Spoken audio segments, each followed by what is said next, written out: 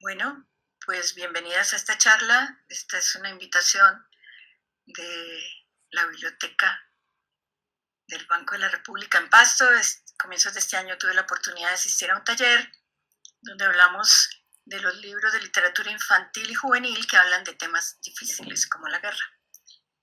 Y hoy vamos a hablar solo de la guerra. En esa oportunidad tocamos otros temas. Esta charla, que va a ser de una hora, pues nos vamos a dedicar a mostrar cómo la literatura infantil y juvenil nos ayuda a abordar este tema en el aula, en la casa. A veces nos cuesta trabajo hablarlo.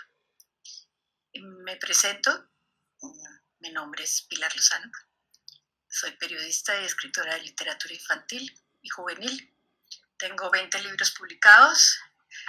Los libros míos que más se conocen son Colombia, mi abuelo y yo, La estrella que le perdió el miedo a la noche, Socaire, El capitán loco. Ay, mira, aquí ya estoy recibiendo comentarios. Estaba mirando para el otro lado y ahora los descubrí al otro. Buenas tardes, Nayibe y Santiago. Qué rico que estén ahí. Muchas gracias por acompañarme. Y los invito a todos, por favor, a que me hagan preguntas. Esto a veces es difícil, uno hablar y hablar y hablar y no ver a la gente que lo está escuchando, no verle los ojos, no ver si están aburridos, si están contentos, si uno tiene que darle un giro a lo que está diciendo. Entonces, si me preguntan y me saludan, me voy a sentir acompañada. Muchas gracias. Bueno, les estaba contando de mí, de mis libros, 20 libros. El más conocido, Colombia, mi abuelo y yo, Socaire, el capitán loco, La estrella que le perdió el miedo a la noche.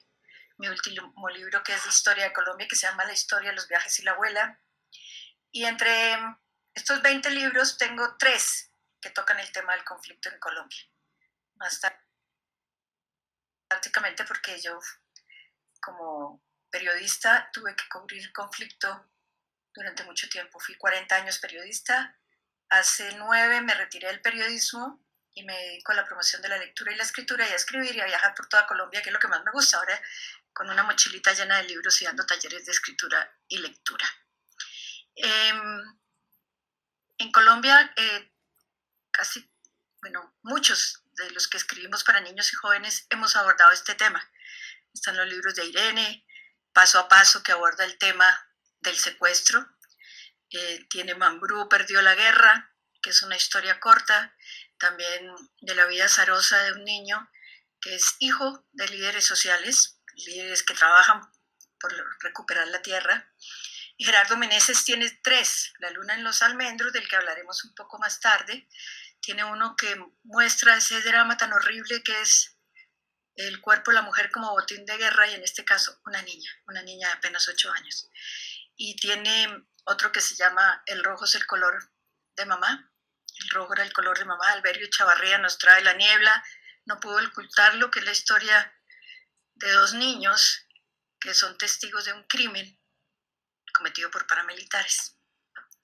Niños de 10, 11 años. Yolanda Reyes, Los agujeros negros, El mordisco de la medianoche, de Francisco Quevedo, Leal Quevedo, los libros de Jairo Buitrago, El abuelo rojo, de Isaías Romero, que toca el tema del 9 de abril, de la violencia que empieza en ese momento en Colombia, una de las tantas violencias que hemos tenido. Bueno, pero hoy quiero entrar ya en materia, leyendo un pedacito de este libro, que se llama Pequeño País, de Gael Fallé. No sé si alguno ha tenido la oportunidad de leerlo. Es sobre esa masacre espantosa de los Tutsis y los Hutus en Ruanda en 1994. Y lo quiero leer porque es la voz de un niño. Él lo vivió porque es el autor, hijo de francés y una Tutsi, tuvo que vivir esta historia siendo niño. Entonces, él ya viviendo en París, una editorial, él es músico, entonces había hecho una canción sobre esa historia tan cruel, de esa masacre donde hubo más de 1 millón de muertos, se cree, bueno, entre 500,000 y 1 millón. Y una editora lo escuchó y le dijo, ¿por qué no lo cuentas en un libro? Y él lo cuenta con su visión de niño, pero les voy a leer solo el prólogo. La verdad es que no sé cómo comenzó esta historia. Papá, sin embargo, nos lo había explicado todo un día en la camioneta. Mirad, en Burundi sucede como en Ruanda. Hay 3 grupos diferentes, se llaman etnias. Los Hutus son los más numerosos, son bajitos y tienen la nariz ancha. ¿Como Donatien? Le pregunté yo. No, él es zaireño, no es lo mismo. Como nuestro cocinero, Proté, por ejemplo. También están los Tiwa, o sea, los pigmeos. Ellos, bueno, dejémoslos, solo son unos pocos, digamos que no cuentan. Y luego están los Tutsis, como mamá. Son mucho menos numerosas que los Hutus, son altos y flacos, con la nariz fina, y nunca se sabe lo que se les pasa por la cabeza. Tú, Gabriel, añadió mi padre señalándome con el dedo, eres un auténtico Tutsi. Nunca se sabe lo que piensas. Tampoco yo sabía qué pensar. Al fin y al cabo, ¿qué podía pensar uno de todo aquel lío? Así que le pregunté, ¿la guerra entre los Tutsis y los Hutus es porque no tienen el mismo territorio? No, no es eso. Están en el mismo país. Entonces, ¿no hablan la misma lengua? No, la lengua que hablan es la misma. Entonces, ¿es porque no tienen el mismo Dios? Sí, sí tienen el mismo Dios. Entonces, ¿por qué están en guerra? Porque no tienen la misma nariz. La conversación se detuvo ahí. De veras que aquel asunto era muy extraño. Creo que papá tampoco lo entendía muy bien. A partir de aquel día empecé a fijarme en la nariz y en la estatura de la gente por la calle. Cuando íbamos de compras al centro de la ciudad con mi hermana pequeña, Ana, intentábamos adivinar discretamente quién era Hutu y quién Tutsi. Murmurábamos. Ese del pantalón blanco es un Hutu, es bajito y tiene la nariz ancha. Ajá, y el de allí, con sombrero, es altísimo, muy delgado y con la nariz muy fina. Ese es un Tutsi. Y ese de ahí, el de la camisa a rayas, es un Hutu. ¿Qué va? Míralo, es alto y flaco. Sí, pero tiene ancha la nariz. Ahí fue cuando empezamos a dudar de aquella historia de las etnias. Y además papá no quería que habláramos de eso. Para él, los niños no debían entrometerse en política. Pero no podíamos evitarlo. Aquella mañana, aquella extraña, espérese que me perdí. Aquella extraña atmósfera crecía de día a día. Hasta en la escuela los compañeros de clase comenzaron a pelearse en el patio, tildándose de Hutus o de Tutsis. Durante la proyección de Cyrano de Bergerac, incluso se oyó a un alumno decir, mirad con esa nariz, es un Tutsi. Algo diferente flotaba en el aire. Tuviera la nariz que tuvieras, podías olerlo. ¿Por qué empecé con esto? Porque los niños que viven en situaciones duras, de guerra, como lo hemos vivido en Colombia durante tantos años, pues se hacen preguntas. Es imposible alejarlos de la realidad, es imposible mantenerlos en una burbujita. Entonces, yo pienso que todas esas preguntas que ellos se hacen, las respuestas las pueden encontrar en los libros y en los adultos que tenemos que contestarles, porque si nosotros no les contestamos todas las dudas que tienen, ellos van a buscar esas respuestas en otro lado. ¿Y por qué tenemos miedo de abordar esa realidad? Tal vez porque nos sentimos inseguros, porque de pronto nos da miedo que nos va a preguntar el niño, de pronto nos va a corchar.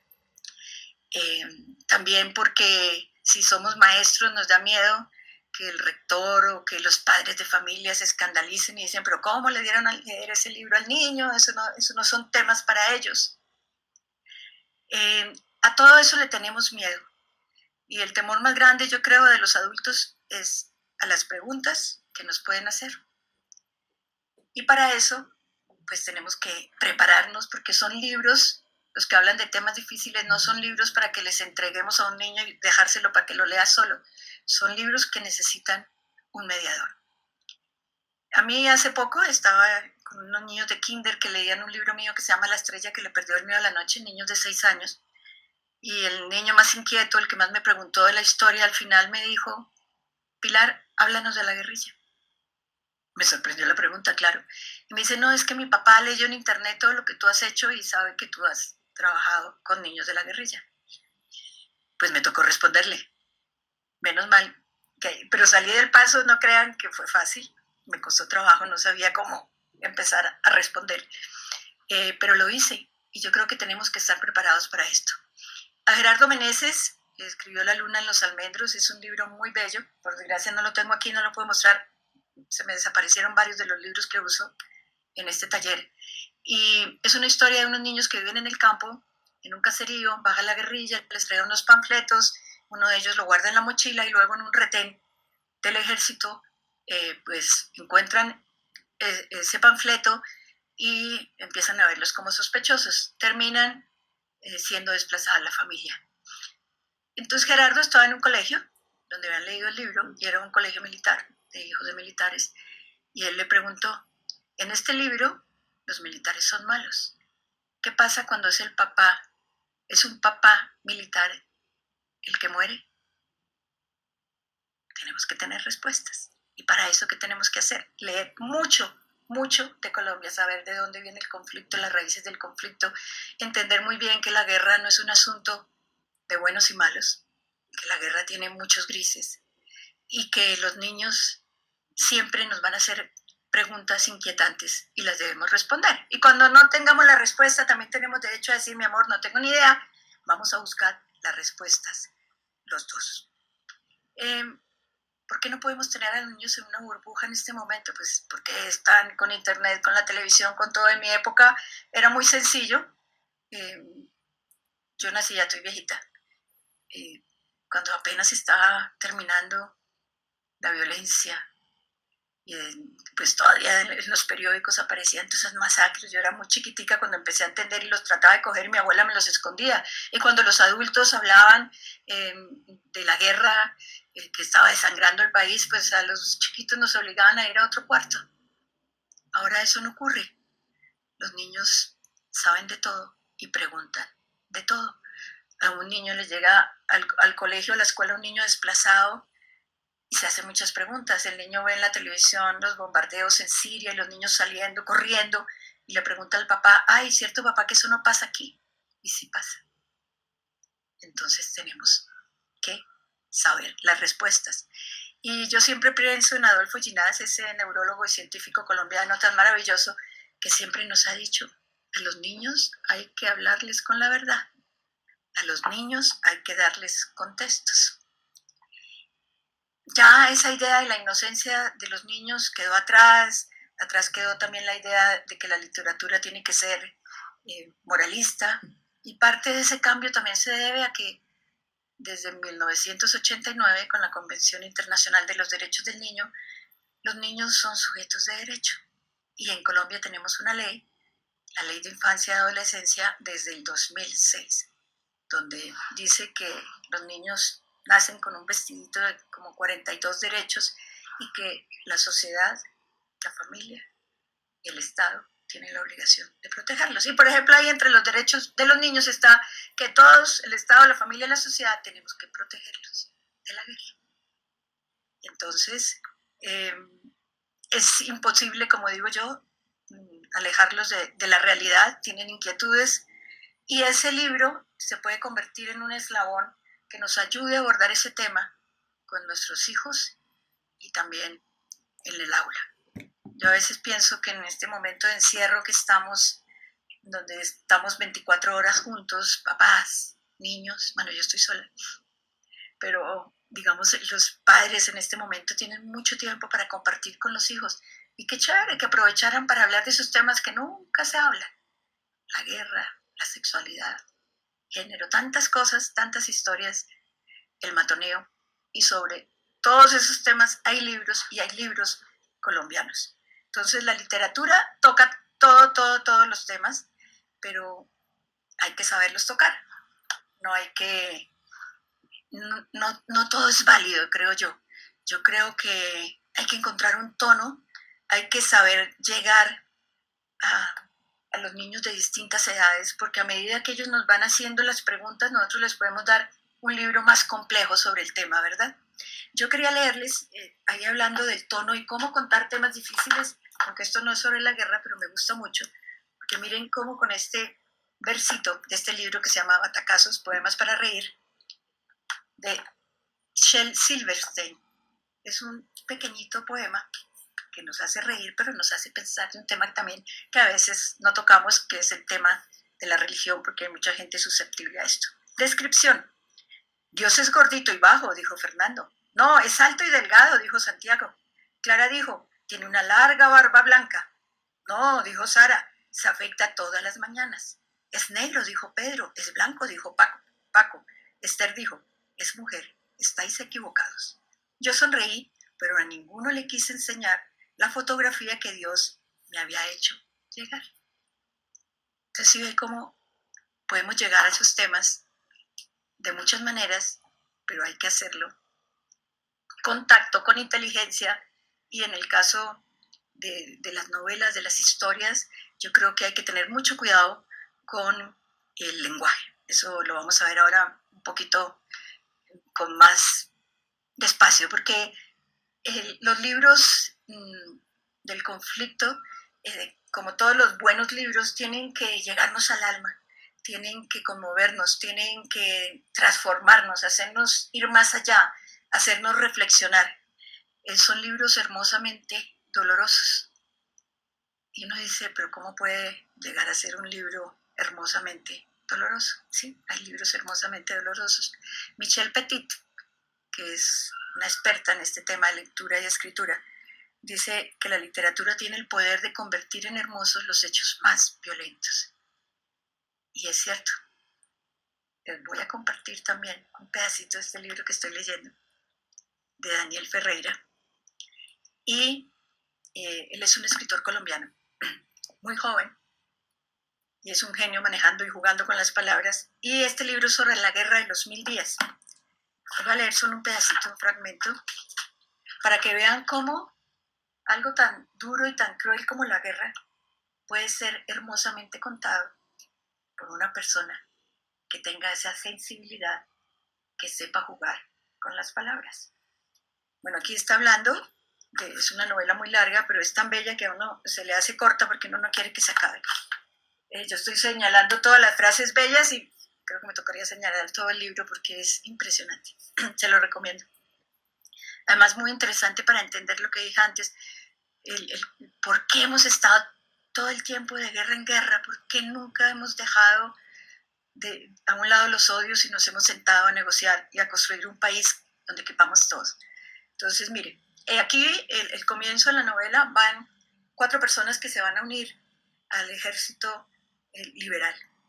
Es pocos días antes de la batalla de Palo Negro en Bucaramanga, y que fue una de las más sangrientas de la guerra de los 1000 días. Entonces ellos van, todo, el uno, porque piensa que no tiene sentido su vida de peón, donde nunca tiene nada, donde siempre es humillado, entonces decide irse con la revolución. Otro porque sus hermanos ya se fueron, él se quedó solo y es músico, tiene apenas 17 años y también se va.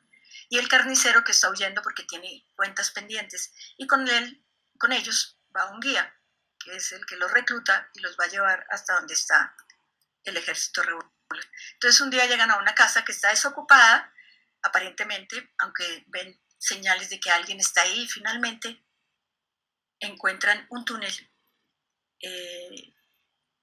y ahí se dan cuenta que hay gente escondida debajo de la casa. Duque avanzó hasta la embocadura del túnel con la carabina alzada, y ahora tú acudiste también con el revólver.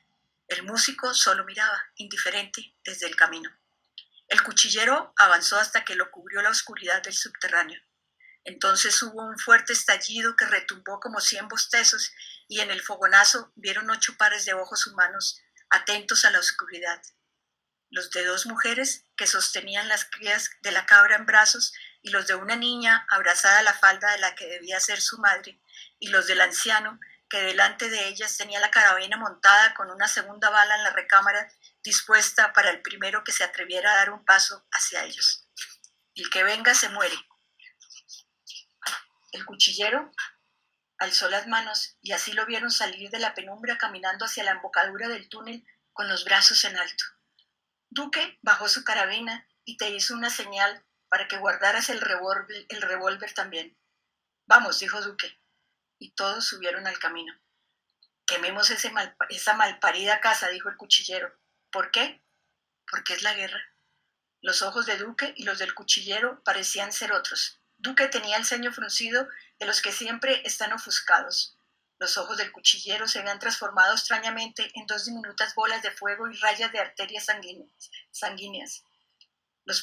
Los poseía el instinto de vengar todas las afrentas, de elegir sobre las propiedades y pensamientos de los demás, de perseguir, de matar por matar. Ahora no eran hombres jugando a la guerra, era la guerra que obnubila una vez más a los hombres. Me parece precioso, ¿no les parece bello? ¿Me pueden poner ahí, por favor, en el chat algo para no sentir que estoy tan sola y tan abandonada en esto? Entonces, hay libros muy bellos y hay libros también especiales para ir abordando este tema de la guerra con los niños más pequeños. Hay uno muy lindo de Triunfo Arciniegas, también, no sé qué me pasó con mis libros, también desapareció, que por lo general lo leo, que se llama El árbol triste. Entonces es la historia de 3 pájaros que llegan al árbol de la casa de una niña y se quedan 3 meses y se van. El árbol y la niña también quieren que los pájaros regresen. Vuelven después despelucados y tristes. Y la niña y el papá de la niña ven por televisión que en el sitio donde los pájaros viven hay guerra. Los pájaros de nuevo se van, jamás vuelven, la guerra continúa.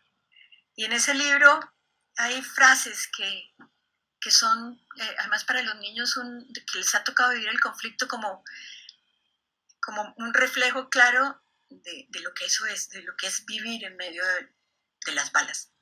El fuego arrasaba las ciudades y los bosques. Todo era humo, ceniza y dolor. En Colombia muchos pueblos han sido arrasados, quemados, y los niños, las mujeres, todos han tenido que salir huyendo. El otro libro, espérate que tengo por aquí. Bueno, después hablamos de Tengo miedo de Ibar Dacol. El otro es este libro, Eloísa y los bichos, que ustedes lo deben conocer todos, que nos lleva a pensar lo que vive un niño cuando es desplazado, cuando es alejado de su tierra, de su mundo, de sus animales. Eloísa y los bichos. Yo no sé dónde me pongo para que se vea mejor. Llegamos una tarde, cuando yo era pequeña.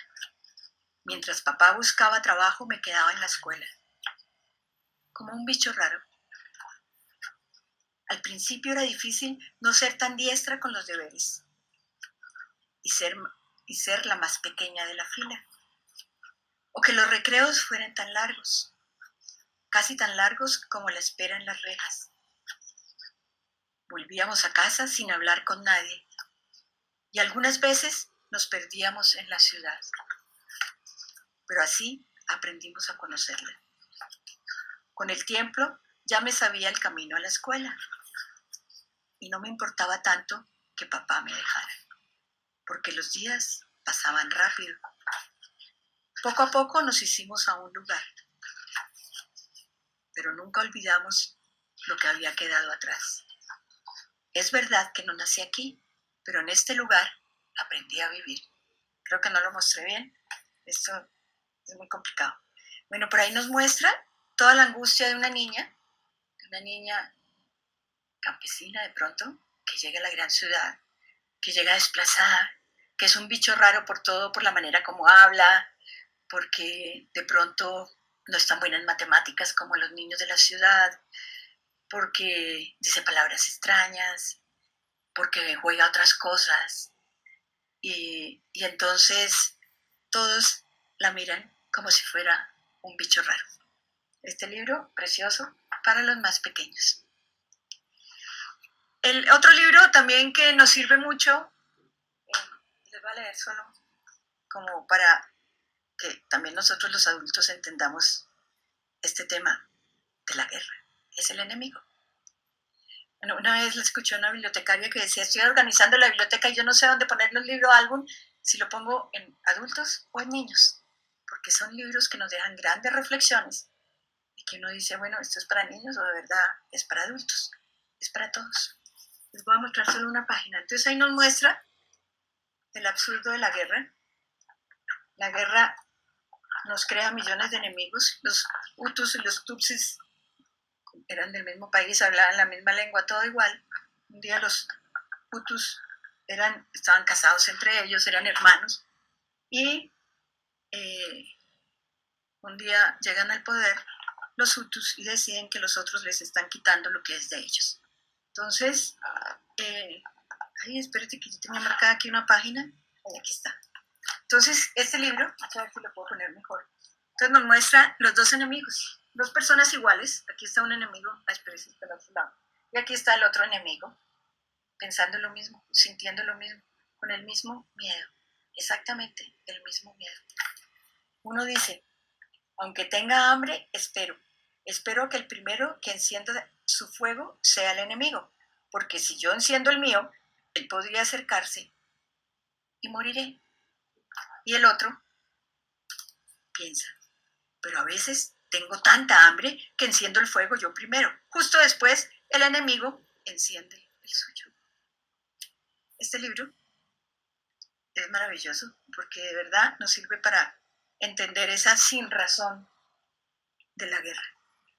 Y yo creo que uno viendo películas, leyendo sobre guerras que no son las nuestras, sino otras guerras, porque todas las guerras son absurdas, vienen de una sin razón, de que alguien nos inyecta un odio y terminamos viendo como enemigos los que hasta ahora han sido nuestros amigos, lo que pasó en Yugoslavia. Aquí también los que mueren son campesinos del mismo pueblo, el uno termina en la guerrilla, el otro en los paramilitares y el otro tal vez es soldado. Y terminan matándose entre ellos. Bueno, seguimos. Entonces ya estamos de acuerdo de que tenemos que escribirle a los niños y leerles a los niños sobre este tema. Y no se les olvide, la literatura puede convertir en bellas los hechos más violentos, que nos dice Michel Petit.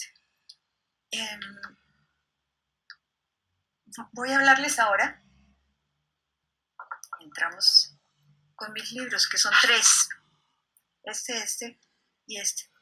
Yo tengo 20, pero tengo 3 que abordan el tema de la guerra.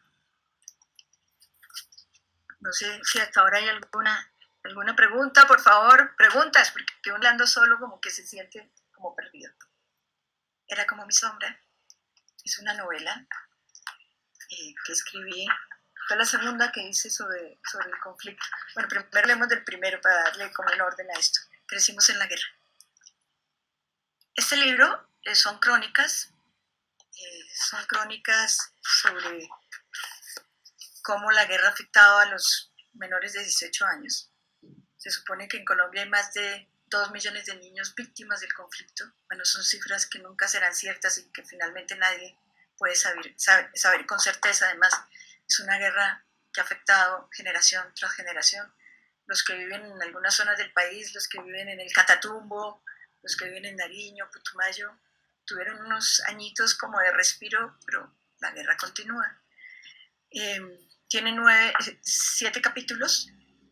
Uno es sobre un niño que fue paramilitar, tengo uno sobre niños guerrilleros, uno sobre un niño raspachín en una zona paramilitar, otro que es uno que me dejó una gran enseñanza. Bueno, todos me dejaron enseñanzas, pero este en especial porque nosotros decimos que los niños, ¿para qué les hablamos de la guerra? ¿Para qué les preguntamos si ellos no saben, no entienden?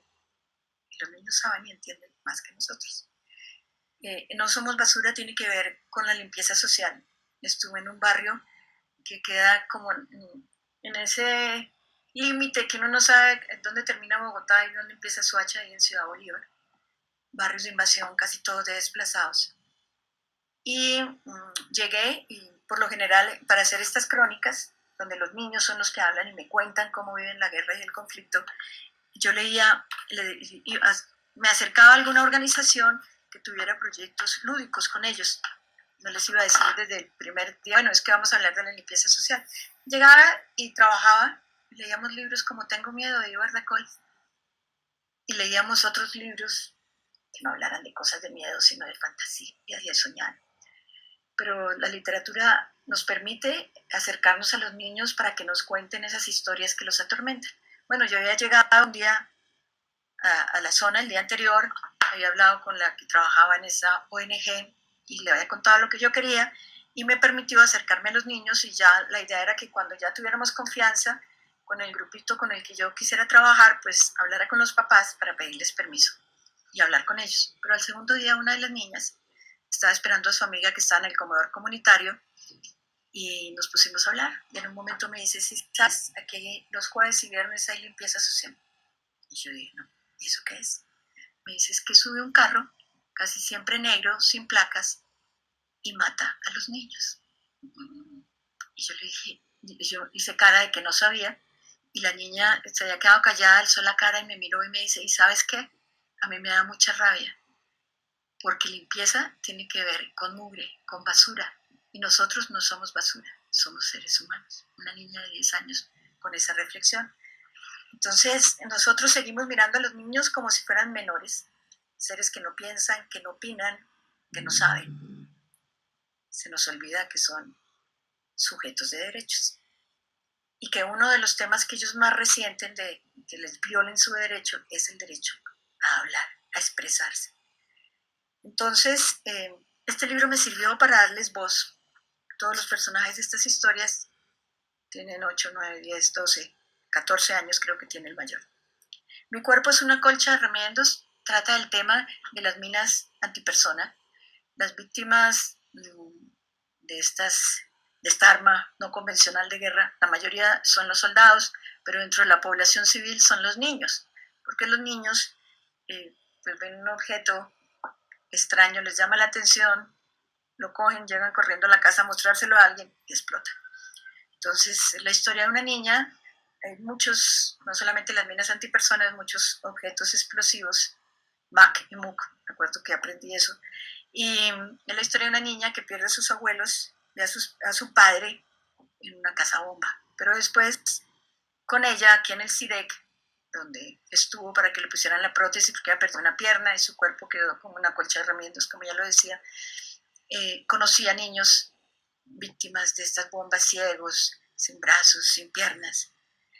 La otra es sobre las masacres paramilitares. Estuve en Carmen de Bolívar y también me acerqué a los niños a través de la literatura en el colectivo de comunicaciones de los Montes de María. Entonces hicimos un taller, le leímos muchos libros, teníamos 3 días trabajando con ellos, los que estaban desplazados y eran del Salado, y el último día trabajamos con un libro que se llama El Pequeño Elefante, que es la historia de un elefantico, hijo del líder de la selva, y un día vienen a buscar a su papá y le dicen que hay conflicto en la mitad de la selva, que tiene que ir a solucionarlo, y el papá deja encargado al niño elefante de su mamá que está embarazada y se va.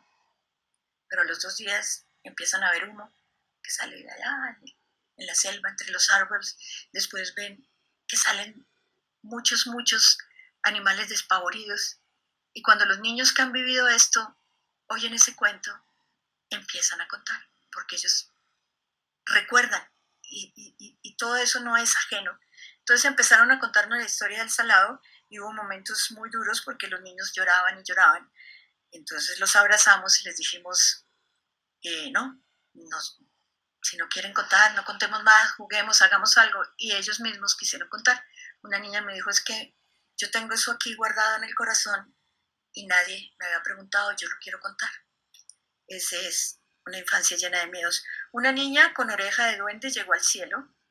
Es una historia del secuestro, es una barbaridad. Y mucho más cuando se trata de una niña secuestrada y la niña finalmente la matan, la secuestran en Bogotá, tiene una hermana gemela. Cuando ella muere, yo pensé que no iba a contar la historia ya, yo ya me había acercado al colegio, a los papás y a la hermana gemela, con permiso de todos, y fue la rectora la que me dijo, no, tienes la obligación de hacerlo y de contarlo. Entonces lo conté a través del dolor de sus compañeras. Y la última es la de los niños guerrilleros. Y de ese libro, de nosotros, el último capítulo, nosotros fuimos criados en la guerrilla. Este libro es del 2004, lo hice con una beca que me dio el Ministerio de Cultura. Y esta es una reedición porque la primera edición se acabó pronto, pero no lo quisieron volver a publicar. Decían las editoriales, ay, niños y guerra, ay no, eso no, ya no más. Tuve una experiencia muy bonita con este libro en Pasto, que estuve en un colegio que me invitaron a que hablara con niños de primero bachillerato sobre el tema de los niños en la guerra, y los niños, como idea de ellos, jamás dije a nadie le importa que un niño coja un fusil y vaya a la guerra. Ellos decidieron hacer un plantón, salimos a una plaza en Pasto y estuvimos toda una tarde. Ellos hicieron unos afiches pidiendo ni un niño más en la guerra. Fue muy interesante. No sé si les leo un pedacito de este capítulo que se llama Un hombre grande de 11 años, que es la historia de un niño. Perdón, me tomo un poquito, anda secando la garganta. La del niño raspachín. Emerson el mono esculca uno a uno los bolsillos de su pantalón, un pantalón negro remendado con hilo blanco. Lo hace varias veces hasta que por fin se tranquiliza. Pensé que lo había perdido, suspiró aliviado. En la mano tiene un pedazo de papel arrugado. En letra enredada se lee: mono, 70 kilos. Y al lado una suma: 39.200 más 14.700, total 53.900. Lo dobla, lo guarda y se sienta en la silla de plástico frente a una de las muchas cantinas de la Gabarra, un caserío a orillas del río Catatumbo. Sus gestos son de hombre mayor. La mano izquierda en la boca, como pensativo. La derecha apoyada en la nuca. Más que sentado, está echado en la silla.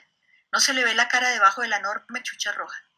Juega un largo rato en silencio con las cholas, unas chanclas grandes rotas. Es evidente que no son suyas, como es evidente su preocupación. El pantalón le queda corto y deja ver la piel reseca y enferma, de piernas y pies.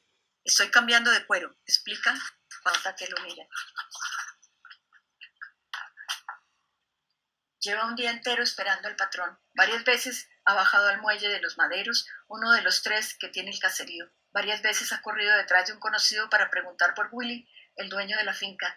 Necesita los 53.900 pesos que le debe por 5 jornales raspando coca. Le urge pagar el fiado de la semana en la tienda, comprar unas chanclas y dejarle las que tiene puestas a la dueña, Gloria, su mamá. A medida que pasan las horas, aumenta su inquietud. Tiene presente un viejo engaño. Una vez, hace años, el paisa Montrón desapareció sin pagar. Le quedó debiendo 120.000 pesos. El trabajo entre yo y mamá de 4 días. La plata perdida era para pagar a la señora que cuidaba a sus 2 hermanos mientras ellos estaban en el cocal. El resto era para el mercado. ¿A quién no le da rabia si pasa eso? Pregunta y levanta la cara. Deja ver sus ojos color café, su nariz pequeña, su piel blanca salpicada de pecas, una cara de niño que no ha cumplido los 11 años. Porque esto, también lo que yo hice para lograr estas historias, bueno, acercarme a los niños, ganarme la confianza de ellos y estar con ellos varios días. Es imposible hacer un reportaje sobre un niño que ha sido violentado en un día, en una hora, en media hora, como nos piden en los periódicos. Se necesita tiempo. Casi todas estas historias estuve una semana en el lugar y en algunas, como el de la niña que fue víctima de esta casa bomba, pues estuve en Bogotá varios meses con ella y luego la acompañé al sitio donde había ocurrido el hecho para que cuando ella regresó y fue hasta a ver, a cerciorarse de que sus abuelos y su papá habían muerto porque ella lo supo estando en la clínica. Bueno, ¿por qué contarle a los niños estas historias? ¿Para qué sirve? Yo creo que para muchas cosas, para ponernos en los zapatos del otro, para entender las emociones ajenas, para valorar lo que tenemos, y algo que me parece muy importante es valorar la paz. Si nosotros no conocemos de verdad qué es la guerra, jamás vamos a sentir lo valiosa que es la paz. Por eso la gente que vive en zona de conflicto es la que más valora esto y la que pide siempre que cese, por favor, ya la guerra. También nos sirve para hablar de la injusticia, de la desigualdad, para acercar a los niños de la ciudad y del campo. La realidad del campo muchas veces es ajena a las personas que viven en la ciudad y si son capaces de juzgar al otro. Entonces yo creo que cuando conocemos esa realidad, la entendemos, empezamos a ver la situación de Colombia con ojos distintos. Yo creo que eso para mí es lo más importante. Este libro se llama Era como mi sombra. A raíz de la primera, aquí en este libro está un capítulo que fue como mi primer acercamiento real con niños que habían estado como soldados, ya fueran guerrilleros o paramilitares. Los había conocido, había hablado con ellos a veces en el Ministerio de Defensa, que nos llamaban cuando habían recuperado a un menor de edad, pero nunca había tenido el tiempo necesario para entender lo que significa que un niño coja un fusil a los 8, 9 y 10 años. Entonces íbamos a hacer un libro con unos amigos sobre el tema de excombatientes y escogimos temas. Uno escogió mujeres, otro dijo, bueno, hombres que hayan entrado porque tenían una convicción política clara, y luego se desencantaron, y yo escogí a los niños. Entonces, ese capítulo cuenta cómo vivían un grupo de ellos en un colegio que había en Bogotá hace años. Era un colegio donde iban los niños que no se adaptaban al programa en bienestar familiar y iban todos los días. Entonces empecé a conocerlos, a horrorizarme con esa realidad, a escandalizarme.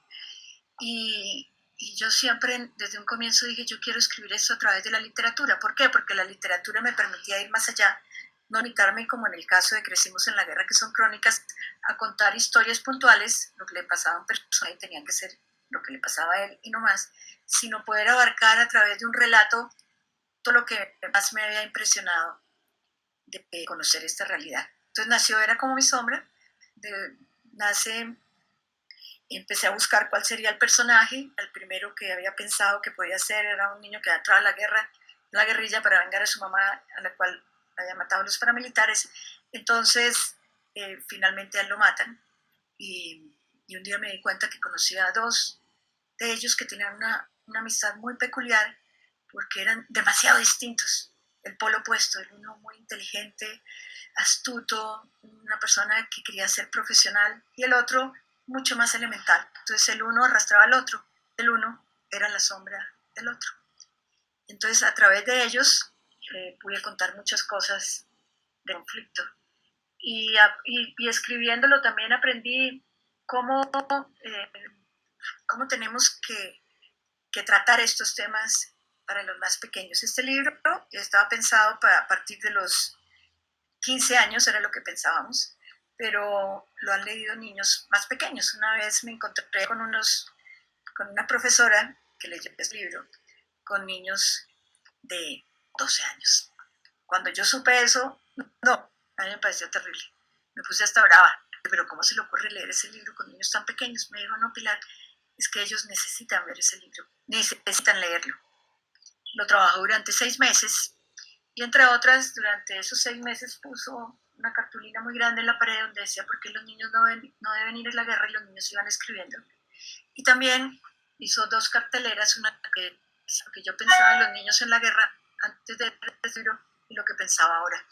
Entonces muchos pusieron en papelitos rosados y verdes que antes pensaban que a los niños les gustaba la guerra y que la guerrilla se los llevaba a todos obligados. Y en la otra ponían ahora pienso que los niños muchas veces no tienen otra opción sino irse a la guerra. Entonces, algo interesante de mi relación con los niños que han leído estos libros es que me dicen eso, me dicen gracias por sacarme de mi burbuja, yo no sabía que eso pasaba en Colombia, yo no sabía que había niños que vivían así, yo no sabía lo que ellos tienen que vivir. Entonces aprovecho también para contarles otras historias que no aparecen en los libros. Por ejemplo, les cuento cómo es el bachillerato multimodal, donde todos los niños van a un solo salón, casi siempre es unos palos y un techo, y un solo profesor que puede ser el experto en dibujo o en matemáticas o en música, es el que les da todas las materias. Entonces yo les digo en Bogotá, bueno, ¿y te parece justo que esos niños, si terminan el bachillerato, presenten el mismo examen si quieren entrar a la universidad pública? Entonces se quedan pensando, es traer esa realidad del campo y mostrársela a los niños a través de hechos reales y de historias de niños y jóvenes que tienen su edad. Pero hay libros que también nos muestran otra cara de la guerra y también los tenemos que leer, porque la guerra también, en la guerra se aprenden cosas. ¿Cómo aprendí geografía? Uri Chulevitz. Este es un escritor de Polonia, que tuvo que vivir la Segunda Guerra. Voy a leer. Cuando la guerra devastó el país, los edificios se desmoronaron y se convirtieron en polvo, perdimos todo lo que teníamos. Unos con las manos vacías. Viajamos lejos, muy lejos, hacia el este, a otros países donde los veranos eran calurosos y los inviernos fríos.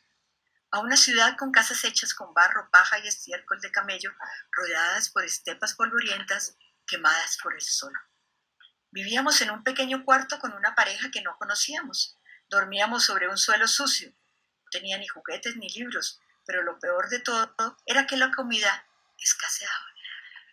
Un día, mi padre fue al bazar a comprar pan. Era casi de noche y aún no había vuelto. Mi madre y yo estábamos preocupados y hambrientos. Ya casi no había luz cuando él volvió a casa. Llevaba un largo rollo de papel bajo el brazo. He comprado un mapa, anunció triunfante. ¿Dónde está el pan?, preguntó mi madre. He comprado un mapa, dijo él de nuevo. Mi madre y yo no dijimos nada. Solo tenía dinero para comprar un trozo de pan pequeño y seguíamos hambrientos, explicó él, disculpándose. Mi cena esta noche, pero tendremos un mapa, dijo mi madre amargamente. Estaba furioso. Pensé que nunca se lo perdonaría y me fui a la cama hambriento mientras la pareja con la que vivíamos comía su magra cena. El marido era escritor, escribía en silencio, pero qué fuerte masticaba. Masticaba una pequeña corteza de pan con tanto entusiasmo que parecía que fuera el trozo de pan más delicioso del mundo. Envidiaba a él y a su pan y deseaba que fuera yo el que lo estuviera masticando. Me cubrí la cabeza con mi manta para no oírle relamer con tanto placer. Al día siguiente mi padre colgó el mapa. Ocupaba toda una pared. Nuestro triste cuarto se llenó de color. Quedé fascinado con el mapa. Pasaba horas y horas mirándolo, estudiando cada detalle y dibujándolo en cualquier trozo de papel que encontraba. En el mapa encontré nombres con sonidos extraños que rimaban entre sí. Fukuoka, Tagoa, Homs, Fukuyama, Narayama, Tomsk, Osakabi, Misaki, Pich, Pensilvania, Transilvania, Inc. Repetía esa rima como un mágico encantamiento y viajaba muy lejos sin siquiera salir de nuestro cuarto. Aterricé en desiertos abrasadores, corrí por playas y sentí la arena en mis pies. Escalé montañas nevadas, los vientos helados rozaban mi cara. Vi templos maravillosos en cuyos muros bailaban esculturas de piedra y pájaros de todos los colores cantaban en los tejados. Crucé árboles comiendo tantas papayas y mangos como quise. Bebí agua fresca y descansé a la sombra de papayeras. Fui a una ciudad de edificios muy altos y conté muchísimas ventanas quedándome dormido antes de que pudiera terminar. Y pasé horas hechizado, lejos, muy lejos de la miseria y el hambre. Perdoné a mi padre, después de todo, tenía razón. Y ahí la nota del autor. ¿Sí ven? Hay historias que son a mí ese tipo de historias me gusta mucho llevarlas a la zona de conflicto para trabajar con los niños y hacerlos soñar que la vida puede ser linda y no el horror que viven cada día. Este libro, aquí estoy viendo algo que me dicen, son muy curiosos los niños, sí, se deben orientarlos porque también hay mucha desinformación.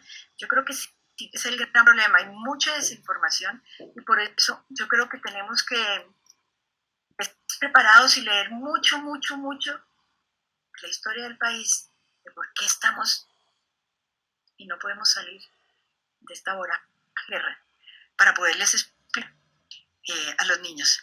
¿Cómo es el nombre del libro? Este último que leí, ¿Cómo aprendí geografía? ¿Qué experiencias con niños te llevaron a escribir una obra literaria? Bueno, yo, claro, trabajé 40 años como periodista y cubrí conflicto, entonces estos libros tienen que ver con lo que yo vi cubriendo realidad. Entonces me aterraba ver a los niños sufriendo, quería escribir mis crónicas de periodista, un parrafito, 2 parrafitos, no tenía el tiempo para pasarme a ellos. Muchas veces lo que hacía es que llevaba libros a todas las zonas que iba y hacía talleres de literatura y de juegos, pero no me quedaba tiempo para para meterme en el alma de ellos y que me contaran todos sus dolores. Era la guerra que obnubila una vez más a los hombres, sí, aquí le dicen, pero eso era de este libro maravilloso, este libro, Daniel Ferreira. Lo recomiendo, por favor, es precioso. Y es que nos muestra la realidad de la guerra, pero de una manera tan bella que sentimos placer en leerlo y a la vez estamos diciendo, por Dios, ¿por qué los seres humanos no podemos cambiar? Repetimos siempre lo mismo y repetimos y repetimos. Y este último libro mío para niños de 10 años son crónicas. Decidimos escribirlo como crónicas, no es verdad. Pues trabajadas y trabajadas, y además me tocó salirme un poquito de una crónica para un niño, entonces yo decía, bueno, me tocó trabajarle con la editora, que también tuvo un trabajo muy bueno, que era como sombra, fue la misma editora, entonces fue divertido, porque ella me decía, no, parece que está escribiendo para maestros, entonces tenía que bajarle el lenguaje. Son experiencias muy lindas en 4 sitios de Colombia, conflicto, y personas de la zona crearon proyectos para ayudar a los niños a soñar, otra vez a soñar. Entonces aquí está la historia de una escuela en Torrijos, Cauca.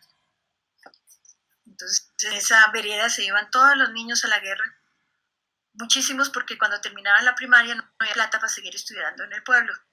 Entonces los profesores dijeron un día, no, tenemos que hacer un colegio. Hicieron un colegio donde los niños guerrilleros podían ir. La única condición es que no podían entrar al arma. Y ellos poco a poco los fueron trayendo a este lado. Bueno, son niños NASA, ellos tienen un proyecto de vida muy bello.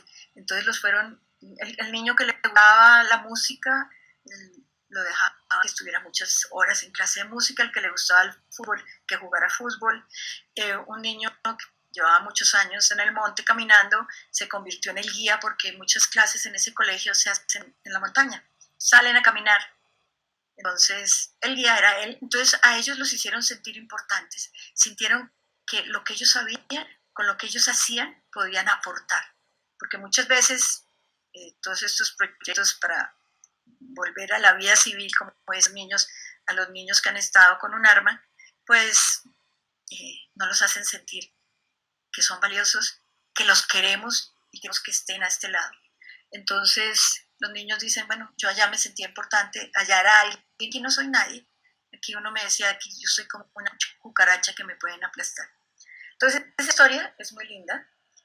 Los niños, cuando salen de la guerra, como el que va a la guerra deja de ser NASA, entonces tienen un ritual en el río, les hacen una limpieza para botar todo lo malo de la guerra y que vuelvan a hacer de la comunidad. Este es un capítulo que les leo un poquito, es sobre un juego que se ha utilizado en zonas de conflicto para volver a construir el tejido social, que es lo que la guerra acaba con el tejido social. Y este es sobre la escuela audiovisual de los Andaquíes en Caquetá, donde los niños, una persona de allí, con equipos para hacer videos en plena guerra, estuvieron la guerrilla de los paras, todo pasaron cosas horribles en Belén de los Ríos, que es un municipio precioso rodeado por 3 ríos, y los niños a sus propios videos cuentan sus propias historias. Ya llevan 10 años, lo pueden encontrar en internet, y es muy lindo porque a la entrada, eso es un lugar grande donde están los equipos, hay un aviso muy grande que dice, sin historia no hay equipos. Entonces el niño lo primero que tiene que hacer es resumir en una frase la historia que quiere contar. Y entre todos, miren a ver cómo hacen el video. Ya tienen equipos muy sofisticados. Cuando la primera vez que fui, era con arena y con cámara fija, pero ya con todos los equipos y todos los profesores hacen maravillas. Y el último es en Mina, en el Chocó, donde la bibliotecaria decidió sacar, como decía ella, los libros estaban amarrados, los desamarré, los llevé a todos los sitios para que los niños, a través de los cuentos, puedan viajar. Les voy a leer un poquito del principio, el del fútbol, es en Granada, es en una vereda que se llama Santana, en Granada, Antioquia. Granada fue un municipio muy golpeado por la guerra cerca de Medellín, y uno dice, pero por Dios, ¿cómo pudo haber pasado todo eso y que nadie lo evitara? Y en Santana, que es una vereda pequeña, pues la vereda casi que desaparece, todo el mundo se fue por la guerra, estuvieron todos los grupos armados, y uno de ellos le gustaba jugar fútbol cuando era joven, lo cogió la guerra a los 16 años, y casi que lo estaban obligando a irse a los grupos armados, y él prefirió volarse, se escapó, y cuando regresó empezó a construir el tejido social a través del fútbol. Y luego le llegó este juego mal colombiano, y le voy a leer un poquito. Estar solo frente al arco, con el gol ahí, fácil de hacer, pero tener que aguantar las ganas de disparar y anotar, darse la vuelta y pasarle el balón a una compañera de equipo sin ninguna opción de abrir el marcador. Lo acepto, me daba rabia, confiesa Alexandre. Mucha tristeza era lo que sentía, dice Julián. Para ellos y sus amigos, los gemelos Iván e Ignacio, fue difícil entender esta regla tan especial, una de las varias del colombiano, un fútbol que se juega distinto. El primer gol solo vale si lo anota una niña. Si lo hace un niño, no vale. El colombiano fue una propuesta que llegó hace un tiempo de afuera y hoy un lugareño enamorado del deporte lo lleva por todos los rincones del municipio de Granada. No es lo único raro en este juego. No hay árbitros, por lo tanto, nada de las temidas tarjetas rojas y amarillas. Esto les gusta. Uno se mira y debe reconocer sus errores, dice muy serio Iván. Ignacio lo secunda y lo aplica más allá de las canchas. En casa cometemos errores y hay que aceptarlos. Los 4 amigos son alumnos de la institución educativa Tana, una construcción moderna casi recién inaugurada, como hay muchas en este corregimiento que estuvo a punto de ser borrado por la guerra. En el 2002 solo quedaron allí 3 ancianos y el cura. Los demás empacaron lo poco que pudieron y se quemaron. Alexander, el mayor del grupo, 13 años y unos lunares coquetos en la cara, vuelve al tema de los goles de las niñas, toma la vocería y habla muy en serio. Ahora entendemos, ellas tienen iguales derechos. Y vuelve la recocha a divertirse charlando que trata de esculcar en sus vidas. Se rapan la palabra para contar que fueron los primeros en jugar este extraño fútbol que llegó al municipio en el 2013 para ayudar a borrar las desconfianzas y resquemores heredados del paso de los armados. Aprendieron sus reglas y 7 principios: no violencia, cuidarnos y cuidar al otro, igualdad, solidaridad, cuidar el entorno, participación activa, libertad de expresión. Antes de cada partido toca elegir un principio y ese rige el juego.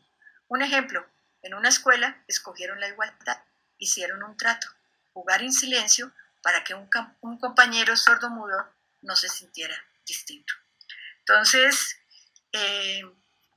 este libro también lo quiero mucho y es mostrar cómo, a pesar de todo, hay que seguir soñando, hay que seguir construyendo utopías y tenemos que pensar que algún día este país va a salir de la guerra, de esa sin razón de la guerra, de esa estupidez de la guerra. No sé si hay alguna preguntita. ¿Alguien quiere preguntar algo? O les leo, mire, de 100 años de soledad. Me fascina un diálogo que hay aquí y que nos muestra este estupidez sin razón y absurdo de la guerra. Es un diálogo entre el coronel Gerineldo Márquez y el coronel Aureliano Buendía. Dime una cosa, compadre, ¿por qué estás peleando? ¿Por qué ha de ser, compadre?, contestó el coronel Gerineldo Márquez. Por el gran partido liberal. Dichoso tú que lo sabes, contestó él. Yo, por mi parte, apenas ahora me doy cuenta que estoy peleando por orgullo. Eso es malo, dijo el Gerineldo Márquez. El coronel Aureliano Buendía le divirtió su alma. Naturalmente, dijo, pero en todo caso, es mejor eso que no saber por qué se pelean. Lo miró a los ojos y agregó sonriendo. O que pelear como tú por algo que no significa nada para nadie. Y así nos hemos pasado peleando. Los pobres que conforman la tropa de todos los grupos legales e ilegales, por órdenes de otros que son los que salen ganando en las guerras, en todas las guerras, las del siglo XIX, en todas las guerras. Y los que ponen los muertos son los de abajo. Bueno, muchísimo. Desde aquí hay alguien que me dice, ay, tan bonita, que eres estupenda, gracias. Muy linda tú. Y a Alfredo también, muchas gracias. Frases hermosas de una cruda realidad, si es que la guerra es terrible. pero los invito a leer, y uno encuentra párrafos de libros que ahora, por ejemplo, tengo uno para jóvenes sobre la Segunda Guerra Mundial, y donde cuenta historias de jóvenes dentro de la Guerra Mundial, porque en las guerras siempre son los jóvenes los que van al frente y los que mueren. Y entonces uno la lee y puede ser un pensamiento de un joven que ha estado aquí en la guerra y le ha tocado matar. Entonces, los invito a leer, los invito a que reflexionen, los invito a que tengan conceptos claros de lo que es la guerra, que no simplifiquen como es que los buenos estamos en la ciudad, los malos allá en el campo, ojalá los acaben, y nunca cuestionamos con el mismo rasero a los que han tenido que estar en la guerra y coger el fusil para algún bando. A ellos los cuestionamos duramente y no a los políticos que se roban la plata y que no han permitido que llegue el desarrollo al campo, y es lo que nos ha mantenido años y años en guerras y guerras. Y no hemos hecho una reforma agraria, el campo sigue abandonado, pero los que se roban la plata no tienen la misma censura que los que han armado las armas. Bueno, ¿alguna pregunta? O ya, nos pasamos de la hora, no lo puedo creer. Les agradezco muchísimo que me hayan acompañado. ¿Hay alguna pregunta por ahí? Con mucho gusto. ¿Algo más? ¿Algo más? Nos despedimos. Espero que la próxima vez nos podamos encontrar, mirarnos a los ojos, hacer preguntas, contestarlas, tener inquietudes. Lo más importante, darnos un abracito al final. Un abracito de verdad, con muchas ramas para que sea bien fuerte. Chao, chao.